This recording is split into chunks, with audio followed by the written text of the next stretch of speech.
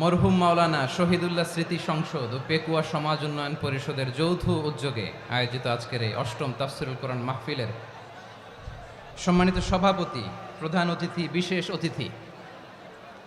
মঞ্চে উপবিষ্ট মেহমানবৃন্দ এবং দেশ বরেণ্য প্রথিতযশা ওলামে কেরাম যারা সকাল 10টা থেকে আজকের এই বিশাল তাফসিরুল কোরআনের ময়দানে আলোচনা করেছেন, আমি সবার প্রতি কৃতজ্ঞতা, অভিনন্দন, মোবারকবাদ জানিয়ে শুরু করছি।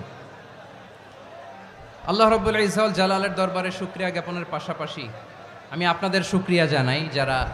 কক্সবাজারের বিভিন্ন থানা থেকে, চট্টগ্রামের বিভিন্ন থানা থেকে এবং বাংলাদেশের বিভিন্ন জেলা থেকে আজকের আমাদের এই প্রোগ্রামে প্রায় দীর্ঘ 5 বছর পর যে তাফসিরুল কোরআনের প্রোগ্রাম দিয়ে এবছর আমরা প্রোগ্রাম শুরু করছি, সেই প্রোগ্রামে আপনারা জয়েন করেছেন। আপনাদের সবাইকে অন্তরের অন্তঃস্থল থেকে শুভেচ্ছা জানাই।